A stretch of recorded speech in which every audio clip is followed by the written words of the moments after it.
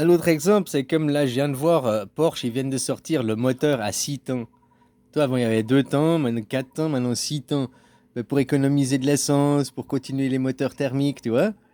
Ah, ils trouvent des solutions. Avant, tout d'un coup, le moteur thermique, il stagnait. Il y a 100 ans en arrière, il y avait le moteur thermique, le moteur électrique.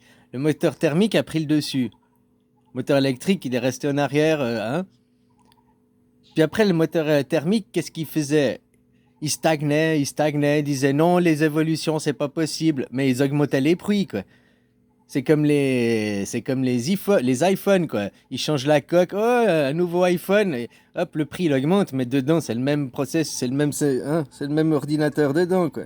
Comme je dis, en technologie, dans certains domaines, comme l'informatique, on pourrait s'arrêter de progresser en technologie. Arrêter de chercher à avoir plus de vitesse de calcul. Parce que pour les gens lambda, regarder la télé, écrire des lettres, hein, les ordinateurs sont assez performants. Par contre, on pourrait arrêter d'essayer de la technologie, de progresser dans le hardware, mais aller dans le software. C'est-à-dire que les programmes soient moins gourmands. Tu allumes le bureau, il te bouffe déjà 2 gigas de ressources. Rien que ton téléphone, ton machin, juste il est allumé. Tu as 2 gigas. On devrait faire, il est allumé et tu utilises que 1 giga. Que tu envoies une photo, elle utilise 2 fois moins de place dans les data serveurs. Tu vois sur quoi on devrait bosser? Continuer l'évolution dans cette technologie, mais arrêter d'aller dans le hardware, le diminuer. Et puis si on arrête d'augmenter le hardware, mais qu'on veut continuer à progresser dans le software, mais que le hardware progresse pas, eh ben ça va obliger de faire des meilleurs softwares qui bouffent moins d'énergie, qui utilisent moins de stockage. Parce que faire des nouveaux hardware, des processeurs plus puissants, des disques durs plus grands, ça c'est facile. Mais c'est une fuite en avant, où il faut toujours plus d'énergie, il faut toujours plus d'espace de stockage, il faut toujours acheter des machines plus performantes. Tandis que maintenant, dire en performance, on met le stop. Par contre, on cherche de faire un meilleur rendement, une meilleure efficacité, avec des programmes moins gourmands.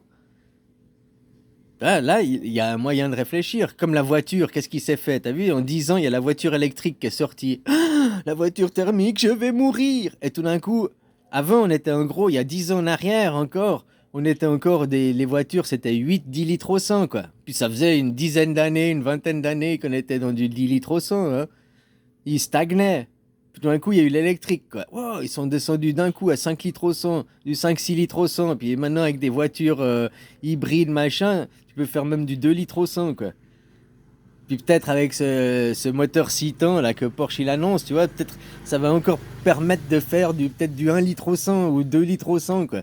Donc le moteur thermique veut pas mourir et il trouve des alternatives, il trouve des solutions pour se perfectionner, s'améliorer, quoi. Parce que le moteur électrique, c'est bien, hein, ça a des avantages, ça pollue moins pour la ville et tout, mais ça a aussi des inconvénients. Hein. Dans certains lieux, tu vas en montagne, dans certaines vallées, en Valais, si tu passes d'une vallée à l'autre, machin, il n'y a peut-être pas de station, ou bien dans des coins désertiques, il n'y a peut-être pas de station. Un point de. Tu vois, on peut pas se baser que sur une source, sur un point. Et surtout l'électrique, t'as vu ce qu'ils font maintenant? Il y a des monopoles, Unity ou je sais pas quoi, qui prennent des monopoles sur les stations-service. Le prix, il est plus cher que t'es en autoroute. T'es tenu par la peau des couilles, quoi. Hein?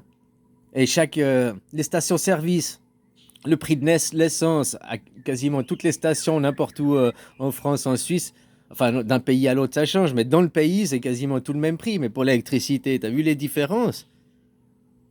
Ouais, il faut aussi qu'ils. Hein? Puis après, l'électricité, maintenant ils augmentent les prix, ils augmentent les prix, ils augmentent les prix.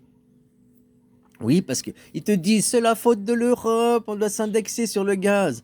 Ça, c'est une magouille qu'ils ont trouvé les économistes pour se faire du fric sur votre dos, quoi. Parce qu'ils pourraient très bien te vendre du prix à EDF directement, quoi, sans passer par des intermédiaires. Sauf que maintenant, ils ont fait par la loi en sorte que de passer directement du fournisseur EDF au consommateur, au foyer, quoi, c'est pas possible. Il faut un intermédiaire. Et donc des intermédiaires, des sociétés privées qui se font du fric sur votre dos. Avant, c'était EDF, c'était l'État, c'était direct, quoi. Puis après, ils disent, oh, on doit se fixer au prix du gaz. Pourquoi ils ont choisi le gaz? Parce que c'était le plus cher. Pourquoi ils ne sont pas choisis de se fixer au prix d'autre chose, quoi? Juste tout ça c'est du vol organisé. C'est du judaïsme à outrance. Des choses gratuites, des choses pas chères, ils les rendent hyper chères et ils les rendent nulles, quoi. Hein, comme le permis de conduire. T'as pas besoin le permis de conduire, c'est illégal. Le permis à points, tout ça, tout ça, c'est pour du vol de fric organisé, quoi. Tu fais un certificat, t'es certifié toute ta vie, hein. On peut pas te retirer le permis.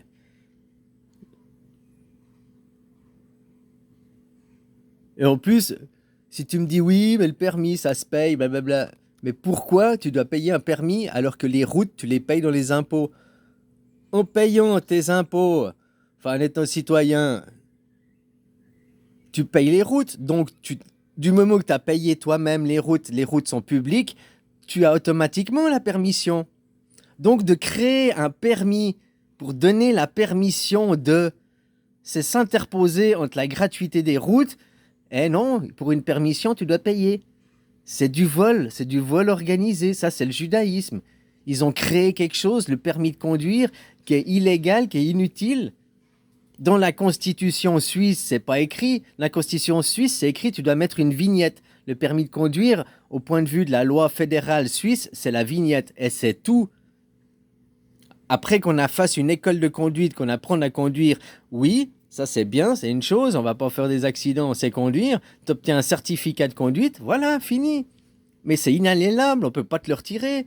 Quand ils disent on vous retire le permis, tout ça, ils se prennent pour qui? La Confédération, c'est le boss suprême, c'est le roi de la Suisse. La Confédération dit, tu payes ta vignette, tu as le droit de rouler. Au point de vue de la loi fédérale, c'est même pas obligé d'avoir un permis de conduire, une certification. Au point de vue de la loi fédérale, rien ne l'oblige. Au point de vue de la loi fédérale, tu as payé la vignette, tu as le droit de conduire. Point final. Alors tu me diras non, la vignette c'est pas pour le chauffeur, la vignette c'est pour la voiture, ça atteste que la voiture, d'accord, c'est un droit pour la voiture de rouler, d'accord. Mais alors ça veut dire que le chauffeur, c'est gratuit. Pourquoi on fait payer le permis?